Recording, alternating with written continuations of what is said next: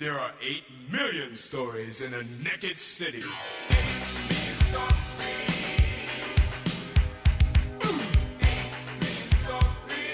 Cold. Beautiful, beautiful story. So much fun. Good times, good vibes, energy, spirit. There's a few cats around that can tell the story we've been around. And then if you talk to these cats, they all have a different kind of life, or a different spin on the same story. So it's kind of cool. Okay. See other people. Because if you ever talk to this guy, DXT, DXT. you ever heard of him? No. He's a Zulu Nation DJ. Okay. He played on that song Rocket. Okay. I think he's probably the most intelligent, one of the most intelligent hip hoppers we have alive. And he gave me the definition of hip hop. And it's quite different from what I've been saying for the last 30 years now. My definition of hip hop is a culture. It's a way of life for a society of young people who love and cherish the elements of the culture, which are rapping, scratching, breaking, graffiti, beatboxing, and popping and locking. Well, those last two are new elements, but the first four, rapping, scratching, breaking, and graffiti. But DXT, if you talk to him, he'll say, it's our, because I was there, I saw how in a world of disco, because disco music was the #1 thing at that time, Donna Summer and YMCA, all of that stuff, and you worked all week and you put on your suits and ties and silk dresses and then you go downtown to the clubs in the midtown with the big ball and the lights and the mirrors and all the pretty girls and just dance your night away. But our thing was that we didn't have the money to pay to get into these clubs, #1. So what we did was we partied in our own neighborhoods, uptown, Harlem and Bronx, South Bronx, and the community centers and the gyms and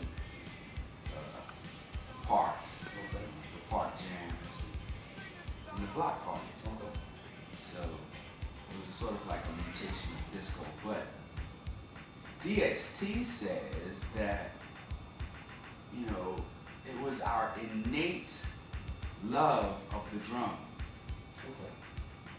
We as Africans wanting to get back to that music that somehow, some way, is embedded in our subconscious or our unconscious mind. The fact that we love, as Africans, we love the drum.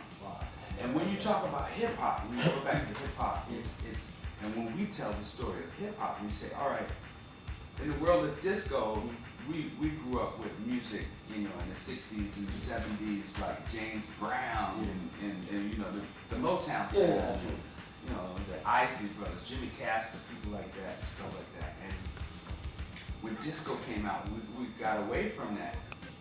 So we rebelled. And we wanted to go back to that time of James Brown, the funky stuff, even though it was dance, it was dance music, but it was funky. And it wasn't the European monotonous thump disco beats that were happening during that time. So, in all actuality, DXT was saying that we wanted to get back to the beats. Now, when we say funky, we mean beats. And the most important part of a song that we used to play during those times, whether it be disco or hip hop, was the breakdown, the break, the drum.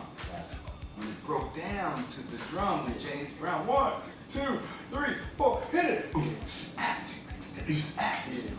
We lost our minds just hearing that drum, all by itself, solo. But the whole thing about it was that this break. Now each song, and that was the whole thing about hip hop. Kool Herc, the first DJ. he was the cat to play those type of songs that had a funky break. You had to have a song. And he played the whole song, and everybody was waiting for the break. When the break happened, that's when we did our best move. You know what I mean?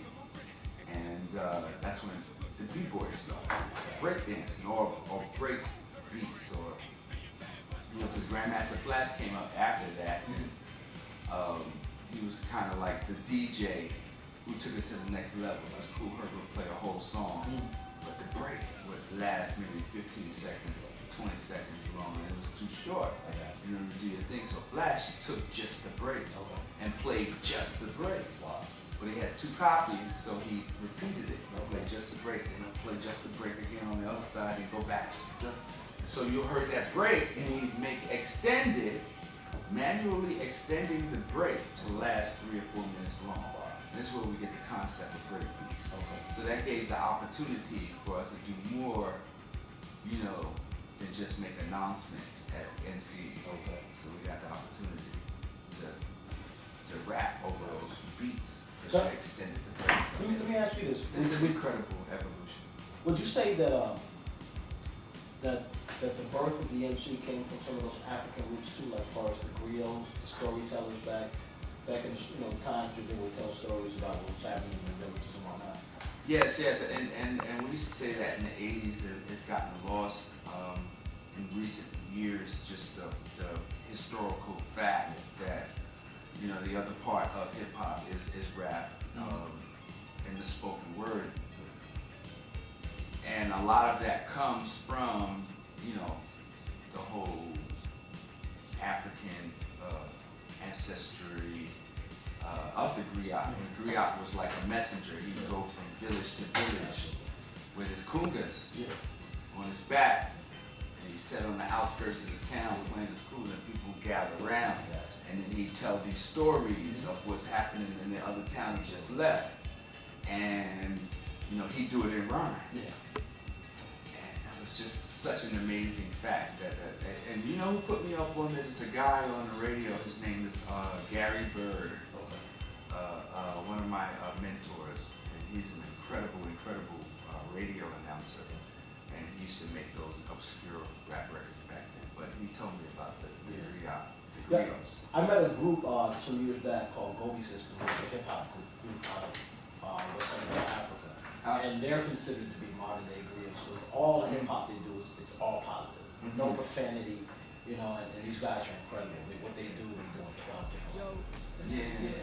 I heard Senegal has some great rappers. Absolutely. Also Sela, I think they're called. I met them before. They rap in French. This is the national language. Actually, Senegal is a booming place over in Africa. If you ever want to visit, it's like a 4-hour flight from New York. I hear 4 or 5 hours. I heard it was a long trip. No, 4 or 5 hours. Well, from what we were going to flight. For flight, okay. Because when we were going to go down there and do a show with Gobi System, and they were saying, "Wow, man, you know, I hope you prepared for this long flight you're about to take." Now you're telling me that's for sure the time, so Is it short? I have to check into that. Like less than going to California.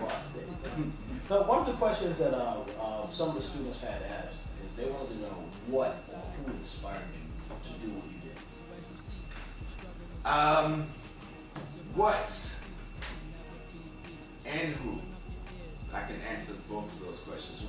The what was actually just the moment in time in the early 70s. Here's a story. New York City was broke. Financial crisis. We were asking for federal aid, and the president said no. I remember the headlines in '72. That president says no. So the city was actually deteriorating. But what happened in the South Bronx in the early 70s with the landlords were burning down their buildings on purpose, sort of like an insurance scam. You know, they couldn't get people to move into the building, so they burned them down to collect insurance. And this became like a domino effect all over the city. So, you know, well, there was a series on ESPN or whatever talking about the Yankees, but they named it the Bronx is burning. Okay. Yeah. So during that time when they took Reggie Jackson and the Yankees, you know, that's the 70s. During that time, every block had a building being burned down in the South Bronx.